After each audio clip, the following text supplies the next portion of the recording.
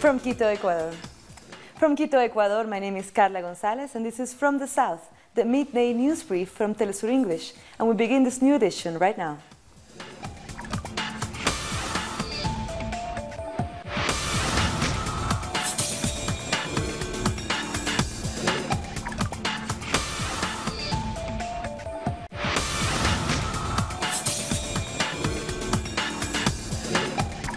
The opposition candidate in Honduras, Salvador Nasralla, has denounced fraud in the vote count from Sunday's general election and called on his supporters to take to the streets to defend their victory.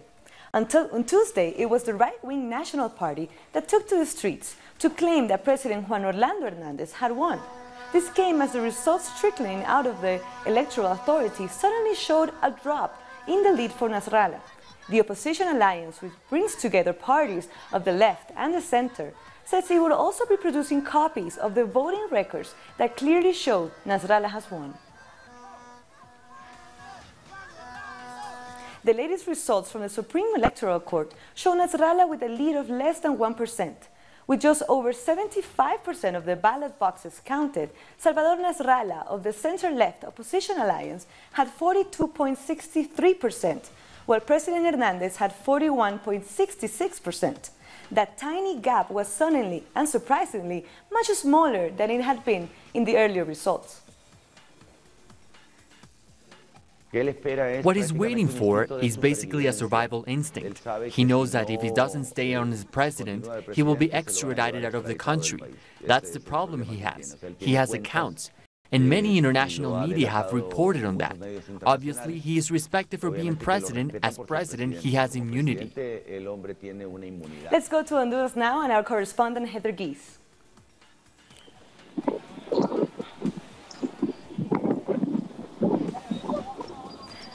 Heather, can you hear us? Hello. Yes, Heather. So Nasrallah lead has suddenly fallen, less than 1%. What is going on over there? Right, so it was quite a surprise. After a long silence from the Supreme Electoral Tribunal, we suddenly saw the gap between Salvador Nasralla, who had a 5% lead over Juan Orlando Hernandez in the first report, suddenly start dropping very quickly. So this has created a lot of suspicions. Since yesterday morning, when 50% of ballots were counted, there was a gap of 4.76% between the two candidates. And as of this morning, with about 75% of ballots counted, that has dropped to under 1%. So this has just created a lot of uncertainty, and the lack of transparency from the Supreme Electoral Tribunal has raised a lot of concerns about possible fraud. However, the explanation that we're hearing as to why this is because at the moment, the Supreme Electoral Tribunal is only processing ballots that favor Juan Orlando Hernandez. So we're getting the results in from places where the president, who's seeking re-election, has the greatest support. We're still missing a number of departments, including the Department of Olancho, where the opposition alliance has won. So a member of the Supreme Electoral Tribunal, Ramiro Lobo, has said that the trend of Nasralla's victory with a 5% margin is irreversible. So we are expecting, as results continue to come in from some of these departments that are lacking, we will see a return to that trend. However, there are, of course, concerns that this silence from the Supreme Electoral Tribunal and the lack of transparency have generated. So people are concerned about some possible foul play taking place. And for the possible outcome of this situation, after Nasralla announced that he would present this ballot boxes, this vote of the Honduras people, would that change anything from the electoral authorities? Carla, I'm having a bit of trouble hearing you, but in terms of where we're going from here, we know that the Supreme Electoral Tribunal has said that at the latest, results will be in by Thursday. So by tomorrow, we should have this situation resolved and some clear answers by having final official results. The Supreme Electoral Tribunal said yesterday that as of today, Wednesday, they could have 100% of the ballots here in Tegucigalpa to be processed. So we hope that that process happens as quickly as possible. But the other thing that's happening is that this afternoon, the Opposition Alliance has called a press conference in which they will present 100% of the results that they have processed. So each of the political parties has a copy of the tally sheets of the votes. So they should be able to compare that against the official results. So at this point, the opposition alliance has completed its count of all of its copies of the tally sheets, and it's ready to present those results this afternoon, which should give us a sense of where the official results should be going from here. However, the National Party has also presented its own version of the tally sheets that claim a victory for Juan Orlando Hernandez.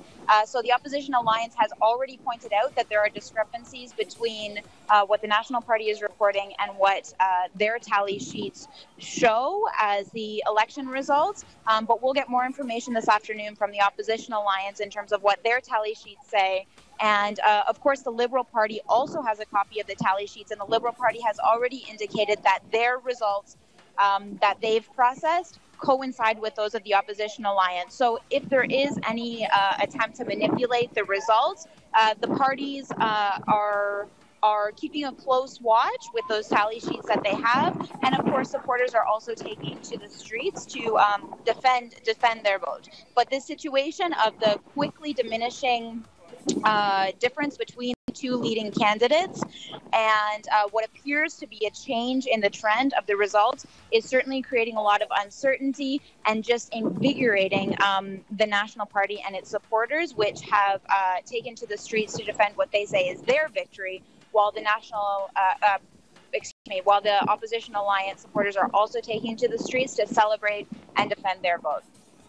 Thank you very much, Heather. That was Heather Gies from Honduras. In other news, in Ecuador, the president, Lenín Moreno, has issued a decree ordering the country's electoral council to organize a plebiscite, which some members of his own party see as an attempt to roll back the legacy of his predecessor, Rafael Correa. In the last 2 hours, Moreno tweeted, "Because it is the people's right, and because Article 105 gives me the power, I have sent to the CNE Executive Decrees 229 and 230, calling for a popular consultation. Let's go for a resounding yes." The surprise move came just before Ecuador's Constitutional Court was due to rule on this question in the plebiscite. And the former president, Rafael Correa, on his return to Quito, has criticized the government of Lenín Moreno for using the corruption scandals as a political tool to destroy his legacy. Correa called on his supporters to fight against what he called a regression of rights under the current government and not to tolerate corruption. He said the real revolutionaries are from the working class and have clean hands. It's just a small group of people that is calling us corrupt. They are the corrupt ones, those who caused the bank crisis, those who stole from the people, those who pushed a fifth of the population to leave their own country. We've never tolerated corruption. Corruption happens in every government, but tolerating it is different. They have played around with the fight against corruption. They've played around with our high-regarded work. We need to keep to our convictions. Our hands are clean. País Alliance is a movement with members like you, of clean hands and working class. Honest people. Those who robbed our country are elsewhere, but they are gaining power once again. U.S. congressmen and senators are proposing an ambitious project of reconstruction for Puerto Rico and the Virgin Islands. His kind remarks. This bill is comprehensive. Let's rebuild Puerto Rico and the Virgin Islands better than they were before the hurricanes. With that phrase, these Democrat legislators, led by Senator Bernie Sanders, presented a project law of $146 million for the recuperation of these U.S. territories. To tell the people of Puerto Rico and tell the people of the Virgin Islands that they are not forgotten, they are not alone, and that we intend to do everything possible to rebuild those beautiful islands. This law project includes the reconstruction of the electricity network of Puerto Rico, with 70% of its energy provided by renewable sources. Also contemplates resources for health and education. The message that we are sending to President Donald Trump, along with the Republicans in the Chamber of Representatives and the Senate, that what they've done in relation to Puerto Rico and the Virgin Islands is insufficient. The lives are about to be lost because of their lack of action. 2 months after Hurricane Maria, in the named island of Enchantment, still 72% of homes lacks electricity and other important numbers are still unknown, according to this expert. We don't know how many people died. We think there was maybe 900. Official numbers say 55, but it really hasn't been investigated. There's unrest, there's destruction. The economy is totally paralyzed. The government indicators are very low. There's not even money to circulate in our economy or for this one to work. At the end of their presentation, Senator Bernie Sanders said that it's incredible that the wealthiest country in the world could abandon their people like this. The legislators that presented the project are aware that it's practically impossible for it to be approved, but they see it as a tool to start debating and to negotiate a better package of measures for Puerto Rico that surpasses the ridiculous $29 billion that Donald Trump asked the Congress, not only for the reconstruction of Puerto Rico, but also for the Virgin Islands, Florida, and Texas.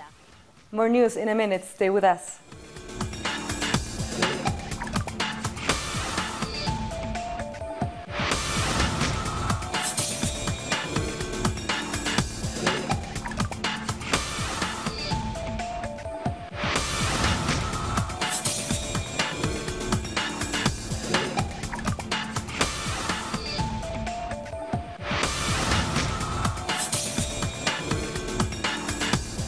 Bolivia's Constitutional Court has lifted the limits on re-election, allowing President Evo Morales to stand for a fourth consecutive term in office in 2019.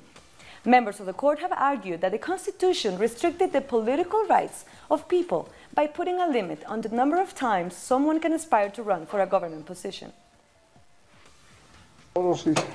Governors, mayors, assembly members will have no kind of limitations on being re-elected at the polls as many times as they want. This constitutional decision also applies to the president and vice president of the state. Our correspondent in Bolivia, Freddy Morales, has more details on the approval of Evo's renomination. El presidente Evo Morales saludó la decisión del Tribunal Constitucional. President Evo Morales has celebrated the decision from the Constitutional Court to lift the re-election limits for the political authorities. Morales said that this is a big step for the government to stabilize and continue the progressive movement that he started many years ago. The Constitutional Court has based its decision on Article number 21 of the Inter-American Commission on Human Rights, which allows citizens to elect and be elected without any kind of restriction. The right-wing opposition has rejected the constitutional decision, labeling President Morales as a dictator and calling to vote null in the next judicial elections. They are considering the option of persuading the Inter-American Justice Court to revoke the decision. The OAS Secretary, Luis Almagro, has also criticized the Constitutional Court and said that the Inter-American Commission will not be used by the President to remain in power.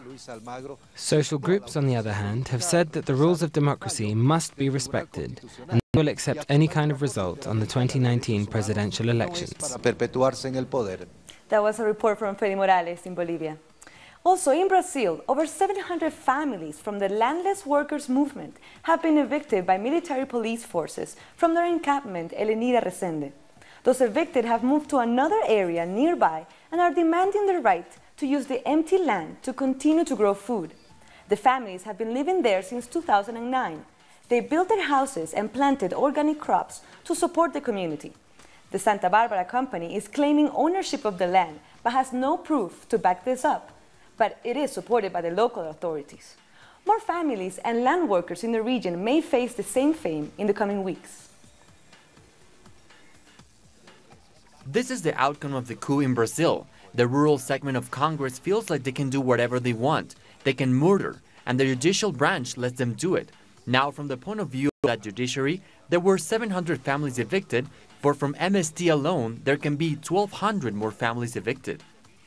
In the morning, a military police force came with almost 150 men, trying to evict the people with 3 trucks and move them to a distant municipality so they can gather easily, but the family resisted. Now moving to Argentina, 54 members of the Argentinian Army Mechanics School, or ESMA, are about to hear the verdict on charges against them for kidnapping, torturing and killing thousands of people during the military dictatorship. Our correspondent Edgardo Esteban has the details of the historic trial. There is no doubt that today is a historic day for Argentina. We're living under a government that constantly questions and stigmatizes human rights institutions. But it is in this context that the 55th District Court is going to pass sentence in the mega case of the Argentinian Army's Mechanics School, the ESMA. This is the third trial in this case, which is the most horrific case of repression and torture known in the recent history of the country, where 5,000 citizens were kidnapped, tortured and murdered. Another extremely important thing is that for the first time the so-called death flights are being judged. This refers to a practice in which many of those kidnapped people were drugged, then put on a plane and thrown into the sea or a river to cover up any possible evidence. But some of those bodies were found in the sea, and that led to confessions by some witnesses and by some of the officers who took part in the operation. Today, the responsibilities of the military perpetrators should be decided. There are 54 members of the ESMA being judged. It has been a long journey in the search for truth and justice. The human rights organizations have been working hard, and it seems that today their work will show some results, thanks to the testimony of the witnesses who have told of their experiences while they were detained inside the ESMA, a place that is now a historic monument to recall the horrific past and to avoid its repetition. There's a lot of expectation among social organizations like the mothers and grandmothers of the Plaza de Mayo and from other human rights organizations. So we'll be waiting for the verdict and ready to bring you the latest information. That was Edgardo Esteban from Argentina. People in Mexico are preparing for the 2018 electoral process. And a candidate to note this in this year's race is Mexican indigenous politician María de Jesús Patricio Martínez, known as Marichuy. She has been rallying for signatures at universities in the capital, and our correspondent in Mexico City has more details in this report. Members of the university held a pre-Hispanic ritual which invoked the 4 elements of nature in preparation for the visit of María de Jesús Patricio Martínez, who is running for the National Indigenous Congress's presidential candidacy.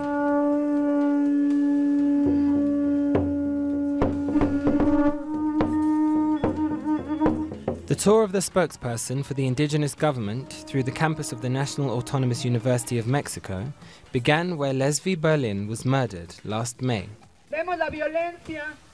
We see violence and we look away. Today there is a lot of pain in my heart, but there is also a lot of anger, because nobody deserves this, not us as Leslie's family, nor anybody. In another part of the university, volunteers from the support network for Marichuy, as she is known by 400 indigenous groups, collected signatures for her candidacy. As we collect signatures, we connect with the people, so after 2018, we can create an organization that belongs to the people, from below and to the left. In front of one of Mexico's most emblematic buildings, the National Indigenous Councillors gave details about their proposal. In this country, territories are being taken away from the people on behalf of international businesses and financial capital. Stop education from being the main cause of the alienation of our communities, and stop being a part of the capitalist system in the cities. In order to make their candidacies as independents official for next July's elections, the potential candidates must gather more than 866,000 signatures, which is just 2% of those eligible to vote. Pilots from Aeromexico Airlines have gone on strike, causing up to 40 flights to be cancelled at Mexico City Airport, affecting over 3,500 travelers. The pilot strike started after the dismissal of a colleague with medical conditions. They have also questioned a new policy that will increase flight hours from 90 to 100 per month, which according to the pilots could cause fatigue and risk passengers' safety. We'll be back very soon. Stay with us.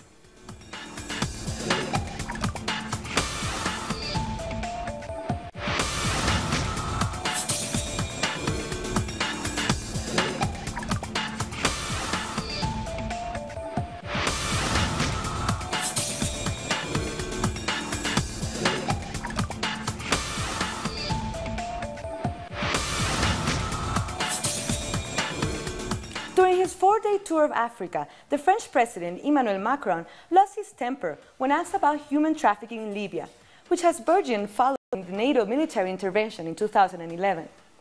Europe is desperate to stem the flow of migrants across the Mediterranean without leaving them to the mercy of traffickers in transit countries like Libya, where they face torture, rape, and as a CNN report that aired on November 14th, being sold into slavery. Speaking at a university in Burkina Faso, Macron asked the crowd to ask themselves who really are the traffickers. Macron added that it was not the people of France, but the people of Africa that are involved in human trafficking, saying, quote, "There are Africans who make other Africans slaves. This is the reality."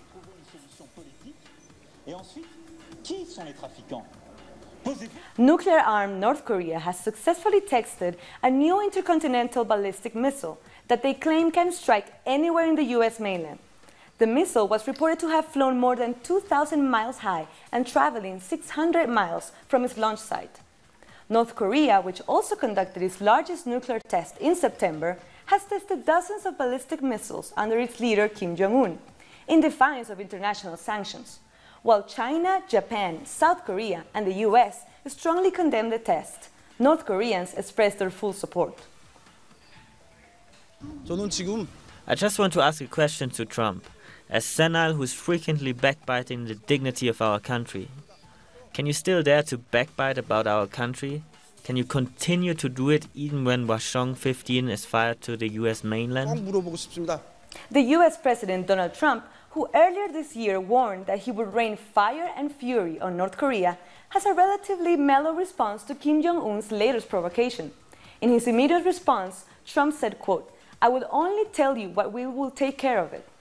He further added, quote, "It is a situation that we will handle." Later on Twitter, Trump tweeted that it was now more important than ever for the government to fund the military. He added that the Democratic Party should not hold funding for the troops hostage. 2 months after the federal elections, Germany continues to work on new government coalition talks, which collapsed in November. German Chancellor Angela Merkel has openly criticized a controversial vote by a Social Democrat minister in favor of renewing a license for glyphosate weed killer, saying it went directly against the position of her ruling CDU party. Leader of the Social Democrats, or SPD, Martin Schulz, said that he will do everything he can to get the substance banned in Germany during a meeting on the European reform. I made clear today that I presume that any future German government, however it is put together, would be well advised to reduce the use of glyphosate in Germany. And we, as Social Democrats, will exert pressure on this issue, separately from all the others. And if there's a legal basis in domestic law, then we will also, if it's at all possible, manage to get it banned in Germany. France, for example, has an independent biodiversity legislative power in addition to the European regulations, which gives the French powers to ban substances like this. Let's see if this could also work in Germany. Now here are some of the other stories that are making headlines around the world. The former Bosnian Croat military commander Slobodan Praljak drank poison inside the International Court in The Hague after learning of the final verdict on his appeal. Praljak was one of the 6 former Bosnian Croat political and military leaders up before the court for crimes in the city of Mostar. Praljak later died in hospital, and the UN has announced the court is now a crime scene. U.S. President Donald Trump has caused more controversy via his tweets. Trump retweeted Jada Fransen, the deputy leader of British far-right group Britain First, whose first tweet was of a video claiming to show a Muslim man attacking a man on crutches. This was followed by 2 others Fransen claimed to be of Muslim men, where one was destroying a statue of the Virgin Mary. British Labour leader Jeremy Corbyn says the government should condemn the tweets. Egyptian President Abdel Fattah al-Sisi has ordered his military command to use all force necessary to secure the Sinai Peninsula, following a militant attack on a mosque that killed more than 300 people. Allow me to take this opportunity before you all and before the Egyptian people to bind Mohammed Farid Gazi. It is your responsibility to secure and stabilize Sinai within the next 3 months. You and the Interior Ministry. More than 150,000 Catholics gathered at a stadium in Yangon to attend Pope Francis's first homily in Myanmar. Pope Francis called on citizens to embrace peace and reconciliation as their country emerges from nearly 5 decades of military rule. And now we've come to the end of this midday news brief. This and many other news, you can find them on our website at telesurtv.net/English. And join us on social media, Facebook, Twitter, and Instagram. For Telesur English, I'm Carla Gonzalez. Thank you for watching.